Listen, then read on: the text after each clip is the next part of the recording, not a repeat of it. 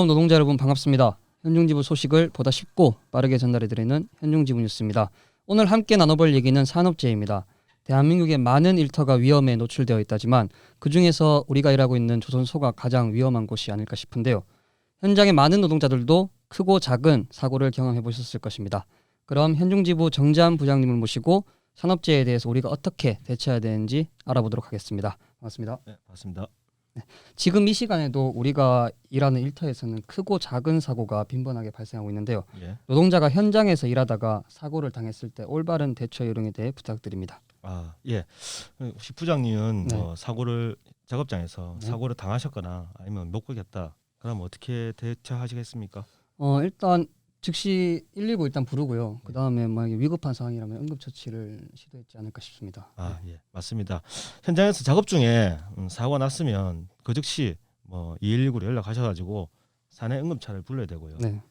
이후 사고 정도에 따라 뭐 사내 구석의원이라든지 근처 병원에 이동하셔서 최초 진료 기록을 남기시고 그다음에 치료를 받으셔야 됩니다. 네. 예, 아무리 작은 사고라도 그 이후에 생겨난 통증과 후유증에 대해서는 최초 진료 기록이 있어야지 증명하기 수월해집니다. 그리고 회사 요청해야 할 자료는 사고 죽보라든지 네. 산업재해 조사표 이런 것들 꼭 있어야지 이후에 몸 상태가 완벽하게 회복할 때까지 충분한 치료와 요양을 필요하게 되는데 그게 증명 자료가 되는 거죠. 네. 아까 말씀해주신 바와 같이 현장에서 사고 이후에 재해자가 충분한 치료와 요양이 필요한데 예. 그거를 보장받을 수 있는 방법은 어떤 게 있을까요? 예. 회사에서 사고가 났을 경우 반드시 산재 처리를 해야 되는 게 당연한 네, 그렇죠. 거고요. 근데 요즘에도 몇몇 회사 관리자들이 재해자를 충분한 치료와 요양이 보장되지 않았음에도 격리상이라든지 네. 공상 처리라고 산재 처리를 하지 않도록 회유하는 경우가 많습니다. 네, 그렇군요. 그 경우 명확하게 자기의 현재 상태를 얘기하고 몸 상태가 완벽하게 회복할 때까지 산재 요양을 취하시는 게 가장 중요합니다. 네. 순간에 작은 사고로 인한 작은 상처라도 이후에 큰 병이 되어서 나의 건강을 해칠 수 있으니 그만큼 산업재해 처리가 중요하지 않을까 싶습니다. 예. 현장에서 발생하는 산재의 종류가 우리 조선소에는 셀 수도 없이 많다지만 그 중에서 저희가 일하는 일터에서 가장 빈번하게 발생하는 산업재해는 어떤 게 있을까요? 회사 통계상으로는 매해 창사일에 매해 저희 10명의 동료가 현대중공업에서 작업하시다가 목숨을 잃었습니다. 네. 회사 통계상 10명이지만 각종 직업병이라든지 네. 직업병 암이라든지 그 외에 모든 사고나 재해에 대해서 그 수를 가늠할 수조차 없습니다. 네. 솔직히 말해서 저희 작업장에 어떤 사고가 빈번하게 일어나는지에 대해서 명확하게 어느 사고가 많이 일어난다 이렇게 할 정도로 많고 다양한 사고가 지금도 비일비재하게 발생하고 있는데 네. 예를 들면 끼임이라든지 네. 맞음, 넘어짐, 추락, 그다음에 질식사고, 유해물질 노출이라든지 감전사고 등 여러 가지 사고 형태들이 일어나죠. 우리 눈에는 보이지 않지만 많은 위험들이 현장에 도사리고 있다는 것을 방증하는 증거입니다. 네. 눈에 보이지 않는 위험 요소에 우리 노동자가 먼저 주의를 기울여야 하지 않을까 싶습니다. 해가 짧아진 요즘 출퇴근 시간에 교통사고가 되게 빈번하게 발생하고 있는데요. 예. 이에 대한 대처 방법에 대해서도 말씀 부탁드립니다.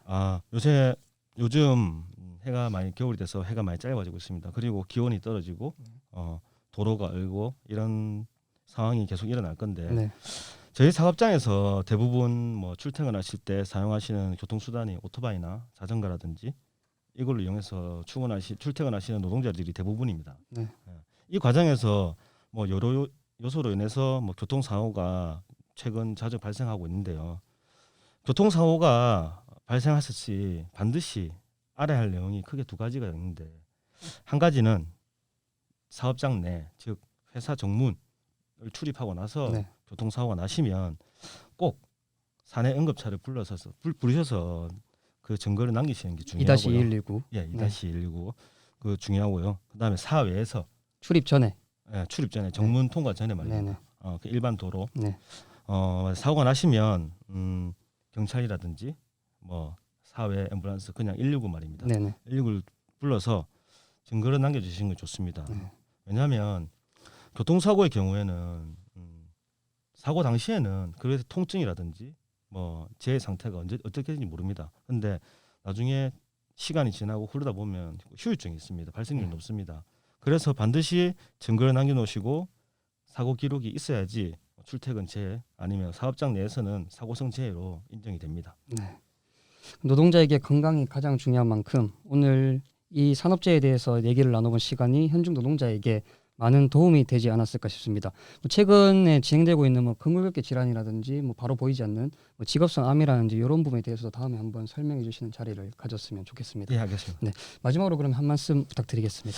예, 조합원 여러분, 저희는 모두 노동자입니다. 우리의 노동력을 제공한 만큼 그에 상한 대가를 받는 것이 바로 노동자입니다. 네. 회사는 이런 우리를 사용하다가 고장나면 버리는 기계 취급하고 있습니다. 안전조치가 되지 않은 작업장, 위험한 환경에서 작업하시는 것은 반드시 작업을 거부하셔야 되고, 회사는 작업자들의 안전을 전혀 생각하지 않고 오로지 생산에만 몰두하는 경영을 하고 있는데요. 노동조합도 이런 상황을 항상 인지하고 회사의 안전 개선 요구를 하고 바꿔나가는 그런 일을 하고 있습니다. 네. 현장의 많은 노동자 여러분들도 우리 작업장을 안전하고 건강한 작업장으로 만드는데 힘을 보태주셨으면 감사하겠습니다. 더 이상 노동자의 목숨과 건강을 잃지 않는 안전한 작업장을 만들어갈 수 있도록 노동조합에서 최선의 노력을 다하겠습니다. 네, 1972년 현대중공업 창사 이래 단일 사업장에서 산업재해로 목숨을 잃은 노동자가 공식 집계로만 467명입니다. 그 수많은 죽음 이전에는 작은 사고와 징후들이 분명히 있었을 것입니다.